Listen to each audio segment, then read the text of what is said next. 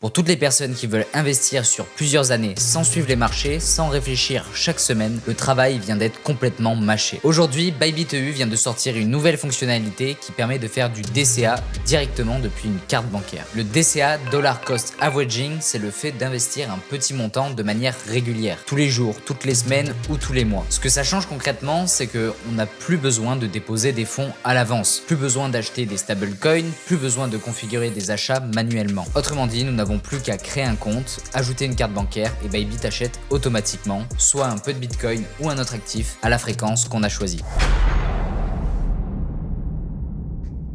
Cette fonctionnalité s'appelle le Recurring Buy et dans cette vidéo, on va voir exactement comment elle fonctionne. Comme vous l'avez compris, cette vidéo est sponsorisée par Bybit EU. Donc si vous n'avez pas encore de compte et que vous souhaitez en créer un, vous trouverez en description un lien partenaire. Ce lien vous permettra d'obtenir un bonus compris entre 50 et 5000 $ après votre premier dépôt selon les conditions associées. C'est le meilleur moyen pour rémunérer la chaîne et pour vous donner un avantage sur les plateformes. Donc Bybit EU, c'est quoi? C'est simplement la plateforme version européenne de l'exchange Bybit. Bybit, c'est juste une plateforme qui permet d'acheter, vendre et conserver des crypto-monnaies. Et donc Bybit EU, c'est l'entité qui est dédiée à l'Europe, qui fonctionne selon les règles et les régulations européennes. Et c'est justement sur Bybit EU que cette nouvelle fonctionnalité vient d'être ajoutée. Donc cette nouvelle fonctionnalité qui s'appelle le Recurring Buy permet de programmer des achats automatiques de crypto-monnaies. C'est-à-dire qu'on choisit un actif, on choisit un montant, on choisit une fréquence, par exemple tous les jours, toutes les semaines, toutes les 2 semaines ou tous les mois, et l'achat se fait automatiquement. Une fois que c'est en place, il n'y a plus rien à faire. Les achats se déclenchent seuls à la fréquence définie. Et donc vous me poserez sûrement la question, mais qu'est-ce qui change au DCA automatique classique? Eh bien c'est que les montants sont directement prélevés sur la carte bancaire associée au compte, sans avoir besoin de déposer des fonds à l'avance et sans avoir à intervenir manuellement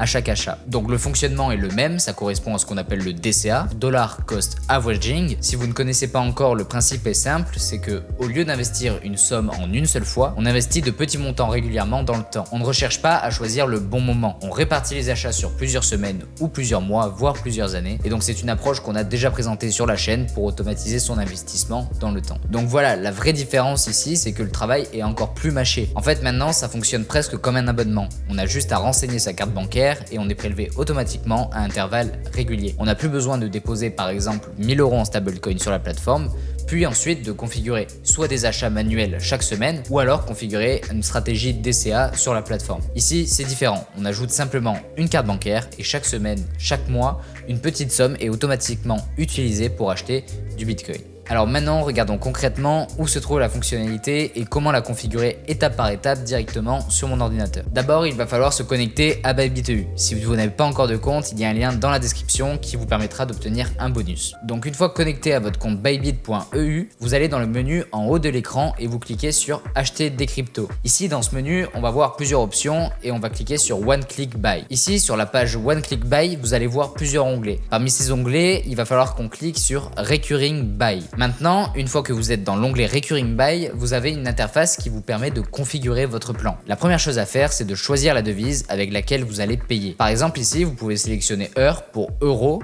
si vous voulez payer avec des euros. Ensuite, juste à côté d'ici, vous choisissez l'actif que vous voulez acheter. Par exemple, nous, on va prendre Bitcoin. Ensuite, il faut que vous entriez le montant que vous souhaitez acheter à chaque intervalle. Vous voyez ici, on peut mettre une valeur comprise entre les limites indiquées de 10 à 5000 €. Et maintenant, la prochaine étape est de définir la fréquence de vos achats. Quand vous cliquez sur le menu fréquence, ici, on peut choisir quotidien, hebdomadaire, bimensuel ou mensuel. Donc si vous choisissez hebdomadaire, vous pouvez ensuite sélectionner le jour de la semaine où vous souhaitez que l'achat soit exécuté. Donc une fois que toutes les informations sont remplies, que ce soit la devise, l'actif, le montant et la fréquence, vous vérifiez que tout est correct et ensuite il vous suffira juste d'accepter les conditions et de cliquer sur confirmer. C'est tout, votre plan Recurring Buy est maintenant créé.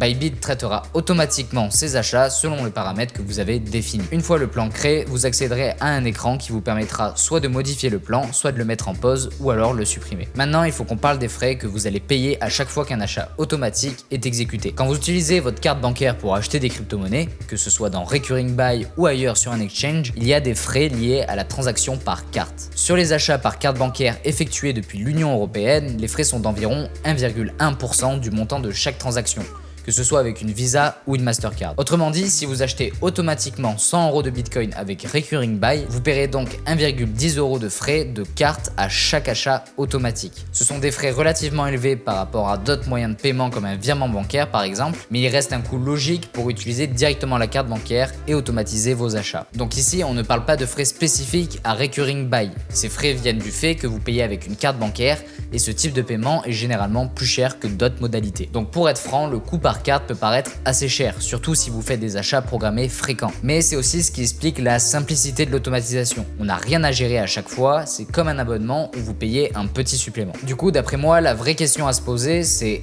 à qui correspond réellement cette fonctionnalité. Le Recurring Buy, ce n'est pas fait pour optimiser chaque euro de frais, ce n'est pas fait pour chercher le meilleur point d'entrée et ce n'est pas fait pour quelqu'un qui veut tout contrôler tout le temps. Cette fonctionnalité, elle s'adresse surtout à des personnes qui ne veulent pas se prendre la tête. Des personnes qui veulent investir un petit montant régulièrement, toutes les semaines ou tous les mois, sans avoir à y penser. Il y a beaucoup de personnes pour qui la priorité, ce n'est pas de réduire les frais au maximum, mais juste d'être régulier dans le temps. Donc dans ce cas-là, payer un peu plus de frais à chaque achat peut être un compromis acceptable, parce que tout est automatisé. A l'inverse, si votre objectif c'est d'optimiser les coûts, de déposer une grosse somme en une fois, ou de gérer vous-même vos achats au centime près, ce n'est clairement pas l'outil le plus adapté. Donc Recurring Buy, c'est un outil de simplicité avant tout. C'est un outil qui a été pensé pour celles et ceux qui veulent mettre en place une habitude et laisser le temps faire son travail ultra simplement. Donc voilà, si vous voulez tester cette fonctionnalité ou simplement créer un compte Bybit, vous trouverez en description de la vidéo un lien partenaire. Ce lien, je vous rappelle, il vous permet d'obtenir un bonus compris entre 50